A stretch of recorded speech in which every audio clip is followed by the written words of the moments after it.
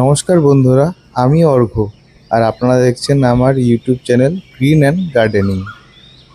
গাছপালা বলতে প্রায় সব গাছই আমার পছন্দ, কিন্তু কিছু গাছ আছে যেটা প্রথম পর্যায়ের মধ্যে পড়ে।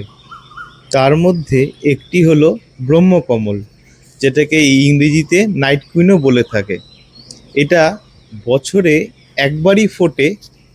আর এটা আমার কাছে 2 বছর থেকে হোয়াইট কালারেরটা আছে। তবে এবার জানতে পেরেছি যে বাজারে পিঙ্ক কালারের ব্রহ্মকমলের গাছ অ্যাভেলেবেল হয়েছে।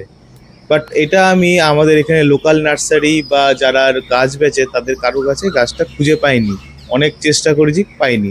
দেন আমি এটা এক অনলাইন একজন আছে, পরে আপনাদের নামটাও বলবো, তার কাছ থেকে আমি এই গাছটা আনিয়েছি। গাছটা খুবই সুন্দর এবং বিশ্বাসও করতে পারিনি প্রথমে আমি যে অনলাইনেও এত সুন্দর গাছ আসতে পারে। গাছটা আমি আনিয়েছি মুখার্জি হর্টিকালচার, যেটা আর কি আছে শিখরপুরে। দেখেন কি সুন্দর প্যাকেটিং করে পাঠিয়েছে। আমি দুটো চারা আনিয়েছিলাম, কিছু মনে করবেন না। আমি এক হাতে ক্যামেরা নিয়ে ভিডিওটা করছিলাম দেখে হয়তো একটু অসুবিধা হচ্ছে দেখাতে। এই দেখুন গাছটা কি সুন্দর পাঠিয়েছে। দেন চলুন তাহলে ওটাও খুলে নিই। ওটা খুলে নিয়ে আপনাদেরকে দুটো একসাথে দেখাচ্ছি। সঙ্গে এটাও বলে রাখি, আমি আগের গাছটা মানে হোয়াইট কালারের যে ব্রহ্মকমলটা ছিল সেটা লাগিয়েছিলাম। ওটা লাগিয়েছিলাম আমি এমন মাটিতে যেটাতে বালির ভাগটা একটু বেশি থাকবে।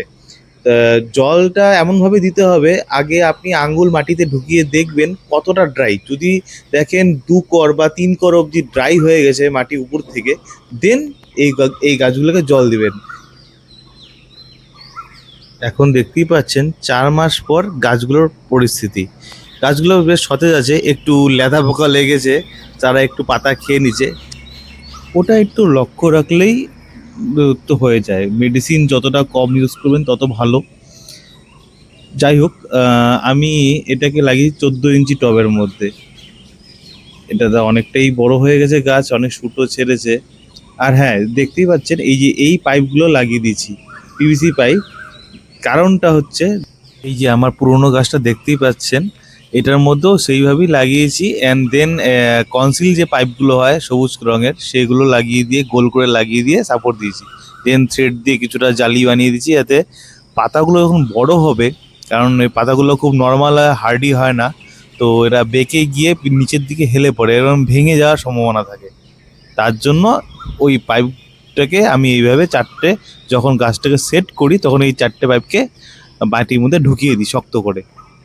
দেখতে পাচ্ছেন এইটা হচ্ছে আবার পুরনো সাদা রঙের যে ব্রহ্মকমল, সেটি দেখতে পাচ্ছেন সেটা কত বড় হয়ে গেছে। এটার বয়স 2 বছর। তা আশা করি পিঙ্ক ব্রহ্মকমলটা এতটা বড় হয়ে যাবে, দেন ফুলও দিবে। আর ফুল দিলে অবশ্যই আপনাদের সাথে শেয়ার করব। দেখেন পাতাগুলো কেমন বেঁকে বেঁকে যাচ্ছে, সাপোর্ট দিয়ে উঠে দিতে লাগছে। অবশ্যই ছাদ বাগানে যেহেতু গাছ করি, একটু দেখাশোনা করতেই লাগে। আগামীতে আপনাদের আমার ছোট্ট ছাদ বাগান এবং আমার ছোট্ট নিচের মাটির বাগানের গাছ প্রায় সবই আপনাদের দেখাবো। আশা করছি আপনারা সকলেই সুস্থ থাকবেন, ভালো থাকবেন। আর ভিডিওটি কেমন লাগলো অবশ্যই কমেন্ট করে জানাবেন। নমস্কার।